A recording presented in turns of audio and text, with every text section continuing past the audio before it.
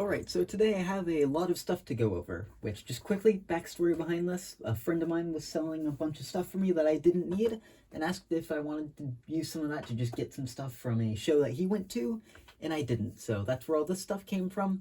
I got rid of a whole bunch of stuff, and now I've got all this. So with that quick introduction out of the way, let's get into everything. So first off, there's a few parts. These were in one of the boxes, but I just took them out so it would be easier for this whole video. We've just got a whole bunch of Katie's. A lot of these are up, or I think higher shank, whatever you want to call it, couplers, which I do quite need, so it's good to have those.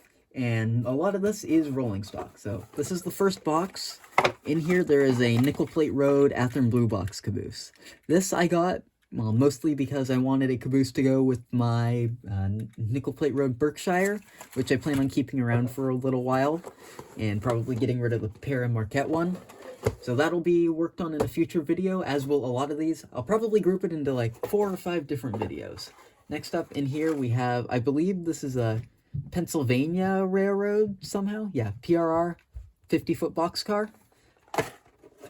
And then I've got one other car in one of these shorter Athearn Blue Box boxes. It's another 50-foot, and in this case, if I can get it open, it is a Santa Fe Reefer. This one's already been built, and it's already got metal wheels and Katie's and all that good stuff. But in a future video, I'll probably just sort this thing out, make sure the weight's right, give it some fresh oil, all that fun stuff. Alright, next up, I've got 3 more blue box cars, all in the same size boxes, and I believe these are all the same style of car.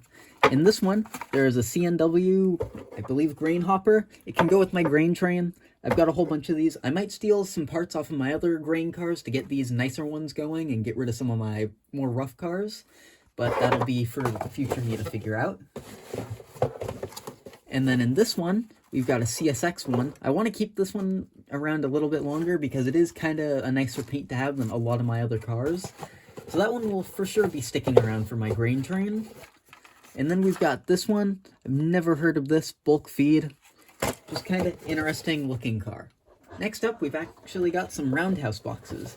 And this one is another already built kit. I'll probably go through it in the same video as the 50-foot Santa Fe car and the Nickel Plate Road car.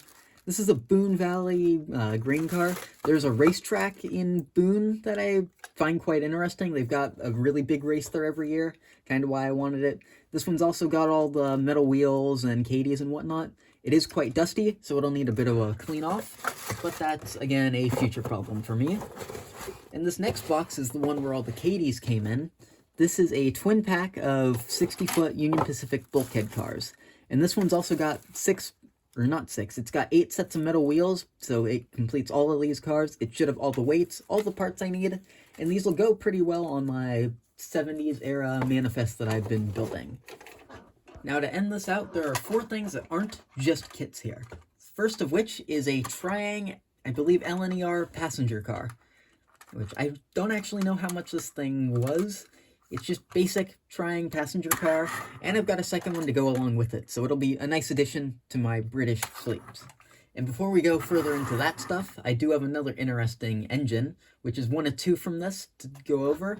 This is what I believe to be a Varney 040. I could be wrong on that, but it is fully die-cast, and I know for a fact that this thing is seized, so it'll be a future project, and I'll still test it out right after this. And then we also have a Triang Deltic, which I believe it's a Deltic. I think it's a Class 37. I think they're the same thing. Someone will probably correct me, but yeah, this is a Triang engine. What's weird is that it's only got 2 powered axles up here. It's kind of an odd thing, but it is quite cool, and I was told it was quite cheap. So it'll be an interesting engine to have in my collection. They're quite sought-after things, apparently. I've kind of wanted one, but I didn't want to take just the jump and buy a nice one, so this will just be kind of fun to have around. So I'll get all my stuff cleaned up and organized, and we'll go test these 2 out. Alright, so first off, I'll start with trying to test out what I believe is this Varney 040. I can already tell, in addition to being seized, that it is kind of not sitting on the track correctly. I'll give it some power. And I am getting a short circuit. Wiggle it around a little. And it is still shorting out. So that will be a project for a future video. Alright, next up we've got what I believe is the Deltic, and I'll give this thing some power. It does run, but it is rather squeaky. That's not a great sign.